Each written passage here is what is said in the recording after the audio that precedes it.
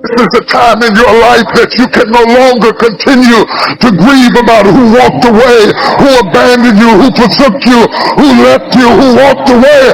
You've got to stand up and recognize that God doesn't need anything that you lost to bless you. God will always use what you got left. I'm talking to somebody, I don't even know who it is, but the Bible said, wake up! Wake up! Wake up! Strengthen what remains. Life is too short to live negative, sour, letting circumstances dictate our attitude. Every morning you need to make the decision, this is another day the Lord has made. At some point we have to look in the mirror and say, maybe I'm the one that needs to change. Maybe I've developed a habit of seeing what's wrong rather than what's right. Maybe I've trained myself to be negative, disrespectful, hard to get along with. That's why it's so important every morning to put on this fresh, new attitude. I'm excited about this day. I don't have to go to work. I get to go to work. I'm grateful for this job. I'm not focusing on what's wrong. Lord, I want to thank you for what's right in my life. You know what you're doing? You're cleaning your windows. What is it that prevents people from doing the things they already want to do in life? The most basic answer, I'm sorry it's so simple, but it's true, it's fear. You know, people make it this complex process. This woman was telling me, I don't understand why I don't do this, why I feel this way. I said, it's called fear. Everybody's afraid we're not enough. Everybody's afraid we're not rich enough, smart enough, young enough, quick enough, fast enough. It's human nature. But the secret is to do it anyway. I know that sounds so simplistic. My work when I'm working with somebody is showing them how to condition themselves, like building a muscle, so that you take action first, automatically. Because if you don't do that, it's hard. You lose momentum. It's like, how do I get started? Where do I go? And I tell people, throw a rock, wherever it drops, start there. The next person walks by, I go, you're the first person after the rock. Do anything to start the process of moving forward rather than let fear stop you. To say that where your focus goes, energy flows. Yes. Because it just takes you in that right bite. Then the intent part sneaks in there. Is the intent because you've got to pick what you want to do, or just do something and you'll figure it out as you go? You need to be clear what it is you really want. I always tell people, you know not only what you want, but why you want it. I know this is simplistic, but most people just don't do the blocking and tackling of their life. The one we were talking to earlier, a great lady, and you could just see she wants to have a new business, but she never sat down to even put a plan together and says, why aren't I taking action? Well, when you're not sure what you're going to do, you're going to hesitate. And hesitation kills momentum. And momentum is what makes a sports team win. It's what makes an athlete, a business person win. When you get momentum, it's like it takes enormous energy to get a rocket out of our gravitational pull of the earth. But out of the solar system is easy. Once it has momentum, it takes less fuel, less energy. Starting a relationship, starting a business, changing your body, it takes so much in the beginning. But once you get going, it's actually really easy. Common question I've been asked by the media my entire life that always makes me laugh is, well, don't you have bad days? Don't you have days when you're like frustrated and excited and pissed off and you watch TV and you eat Cheetos and watch pornography? And I said, well, I do some of those things. And of course I do, but it's like an athlete. I built muscle over the years so that it's not that I don't have feelings, that I don't get hurt, I don't feel sad, I don't feel tired, I feel all those things. But they're not the dominant force in my life. It's a muscle. The mind is a muscle. Emotion is a muscle. I think the most powerful muscles are the invisible force muscles. It's your spiritual emotional muscles. Like courage on you doesn't grow, it shrinks. So I put my ass on the line regularly so that it grows, and when it keeps growing, then pretty soon the stuff that used to make me crazy, it doesn't touch me. It's not that I'm so great. Just I'm well trained. I've trained this mind. I get up every morning in my life. You talk about rebounder or more crazy ideas. Every morning in my life, if I'm near any of my homes, and some places I have cryotherapy, but my homes I have these cold plunges, and they're 56 degrees. And the first thing I do is jump in that cold plunge. So there's not a morning where I want to jump in that. I can't remember mornings. I can't wait to jump in that thing. But I don't negotiate with myself. I do it for two reasons. One, there's a physical health component. It moves your lymph system, and the blood flushes through your whole body. But the main reason I do it, even more than that, is when I go up there, I don't, people negotiate, well, maybe we'll do it tomorrow, I'm going to do this, or let me wait 2 more minutes till I'm ready. There's none of that with me. For decades, I go, I say, we do. I'm not here to discuss this with my mind. There's mind, and then there's soul and spirit. And soul and spirit, my soul knows. And when I say jump, you jump. I'm not here to have a discussion with you. Some people never will have much. They're too cautious. Now, you can also be too reckless, but you can also be too cautious. This is called the timid approach to life. And my caution was always the risk. Risk used to drive me right up the wall. I used to say, what if this happens? It's called the language of the poor. What if this happens? And on top of that, if this was to happen, look at the fix I'd be in. I better not try. I could always ace myself out. Then I'll tell you what changed my whole life when I finally discovered it's all risky. The minute you were born, it got risky. If you think trying is risky, wait till they hand you the bill for not trying. If you think investing is risky, wait till you get the tab for not investing. See, it's all risky. Getting married is risky. Having children is risky. Going into business is risky. Investing your money is risky. It's all risky. I'll tell you how risky life is. You're not going to get out alive. That's risky. The Englishman says, well, if that's the way it's going to work out, let's give it a go. Right, that's what it's for. Give it a go. Somebody says, yeah, but I'm looking for safety and security. Fine, then huddle in a corner. We'll cover you with a sheet, bring you 3 meals a day. And we'll protect you, feed you, look after you, care for you. We won't let anything happen to you. And you'll probably live to be 100.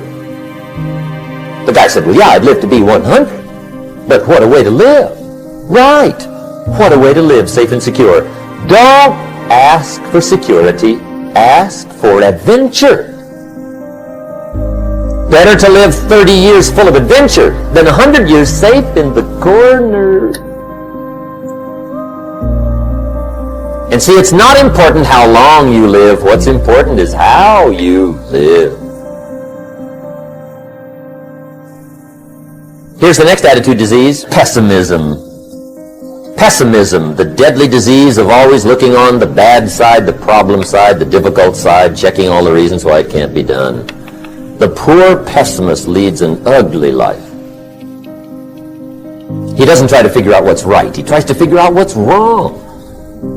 He doesn't look for virtue. He looks for faults. And when he finds them, he's delighted. How ugly. This is the poor guy who looks through the window, doesn't see the sunset. He sees the specks on the window. And this is the poor guy, right, who rushes up, takes such leave of his senses. This guy rushes up and he says, I've got 5 good reasons why it won't work. He's so dumb he doesn't know. All he needs 1. He's got 5. To the pessimist, the glass is always half empty. To the optimist, the glass is half full. Why would the same measure affect people 2 different ways? Answer, it all depends on how you look at it. Our lives are mostly affected by the way we think things are, not the way they are. The way we think they are affects us most. One of the major things Shove taught me when I met him, he said, poor thinking habits keeps most people poor. Not poor working habits. Most people work hard, but they don't think hard. And Shove taught me that the mind is like a factory, a mental factory. And whatever you think about all day long pours ingredients into this mental factory. And that's what builds the economic, social, financial fabric of your life. He quoted me a Bible phrase that says, as you think, so you become. How awesome. Dr. Alfred Golson, who has since passed, was a very unusual guy.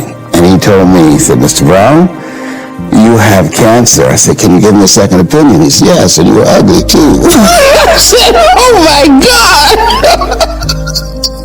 So I didn't have a chance to have fear because those 3 words, you have cancer, 3 of the most feared words in 7 different languages. I saw it as a fight. And from that time to this time, my PSA was 2,400, and that's central prostate specific antigen, and now it's below 0 and metastasized to 7 areas of my body, which was a good thing because 7 is my lucky number. Okay, so I never was fearful that I was going to die from it, and I think I read something by Dr. Norman Cousins. He wrote a book called The Biology of Hope. And he talked about the fact that when something happens to you, you don't deny it, you defy it. And I was defiant that I'm going to beat this, I'm going to handle this. That there are people who many times when something happens to them, that they embrace it from a place of fear, and it takes them out. And L.C. Robinson said, things may happen to you and things may happen around you, but the most important things are the things that happen in you. And you have to stand up inside yourself and deal with it and handle it.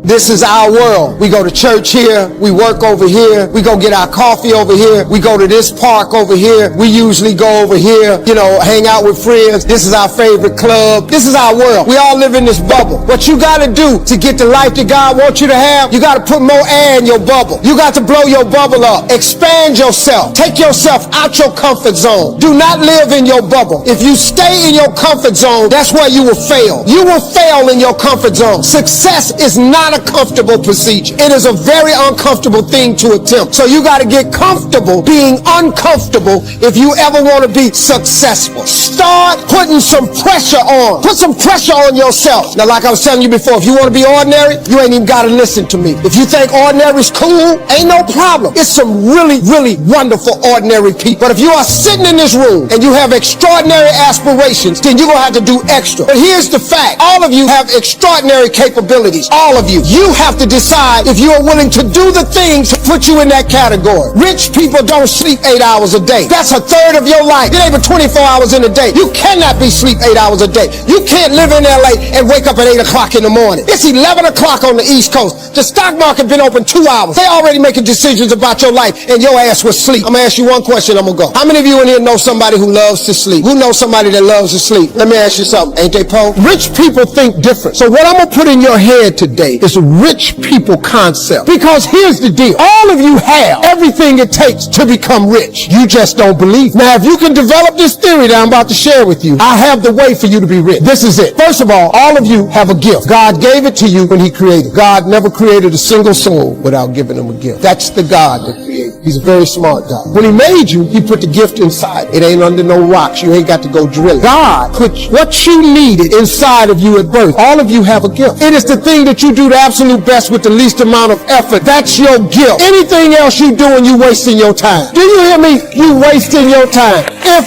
when the alarm clock goes off in the morning and it makes you sick every morning that alarm go off, it's because you ain't doing your gift. You're going against what God created you to be. Do most of you know what your gift is? Who in here doesn't know their gift yet? Okay, let me tell you what you do. Go home today. Don't talk to nobody. Sit down and have one conversation with yourself. What is the thing that I do, the absolute best, with the least amount of effort? This ain't gonna take you long. You old enough, you grown. Write it down. I don't care if it's networking. I don't care if it's babysitting. I don't care if it's doing color. I don't care if it's painting. Whatever it is, it's what you do. Sing it. Whatever you do the best, write it down. That's your gift. That's it. You ain't got to go asking a bunch of people. They've been telling you your whole life. You ever have people call you with their problem? They always call you with your problem because you gifted at it. But you didn't know how to identify it. If you identify your gift. Now, let me ask you this question. This thing that you're gifted at, if you did it for somebody, do you think somebody would pay you $10 for your gift? Just $10.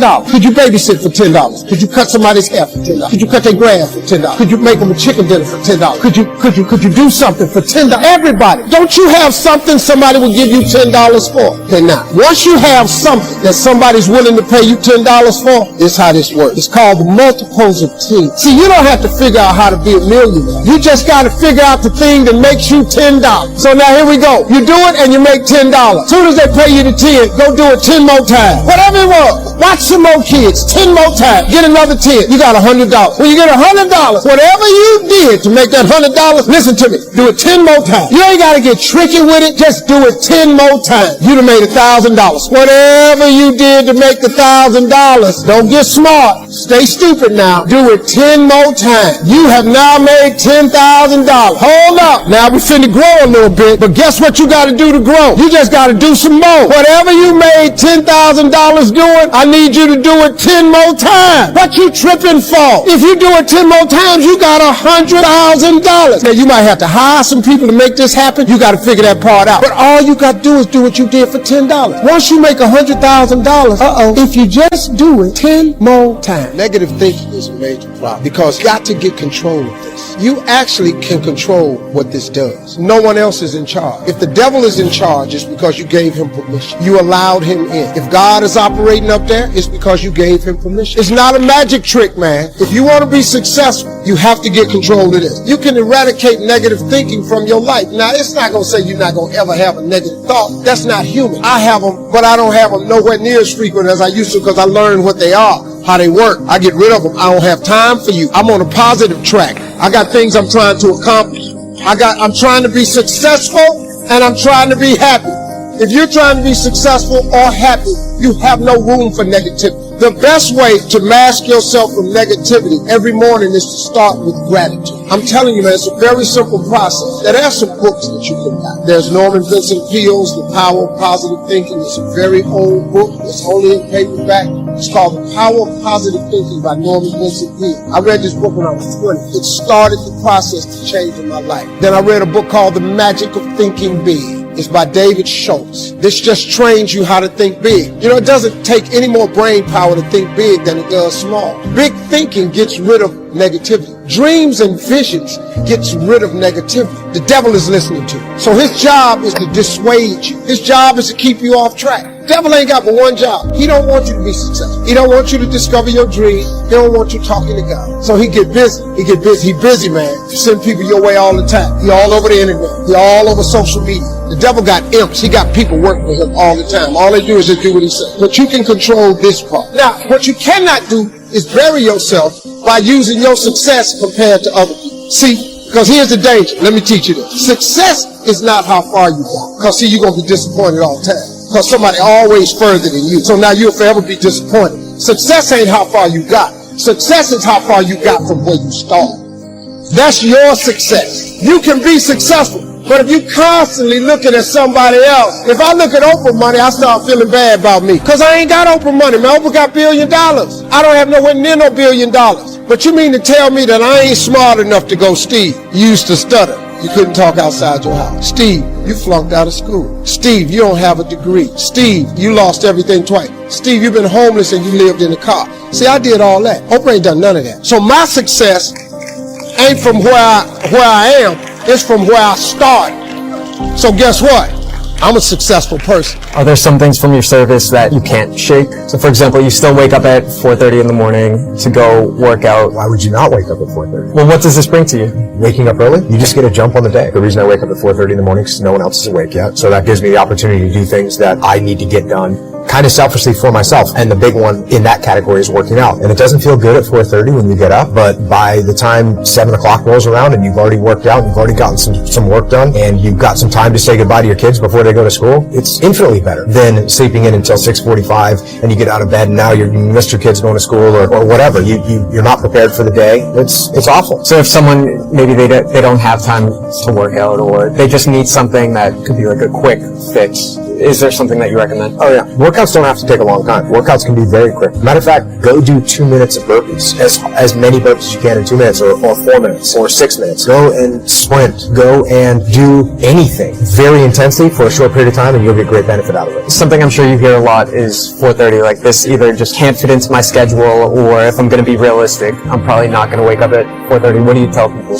Yeah, and there's people that work night shifts and there's people that it's unhealthy for them. They can't fall sick. No, be healthy. Get enough sleep. But first of all, wake up at the same time every day. And if you pick that time and you start waking up at the same time every day, that's very good for you. It doesn't have to be 4:30. It could be 6:30. It could be 7. I don't know what your personal schedule is, but find out a time, pick it, set it, stick to it, and maintain that schedule, and that's going to end up benefiting. I recommend it's earlier. I recommend that you go to bed earlier. Because what are you doing at night most of the time? Most of the time at night, you're not working on anything super productive. You're just winding down and watching stupid YouTube videos or surfing the internet, reading clickbait stories, right? Don't do that. Instead, go to sleep and then wake up early.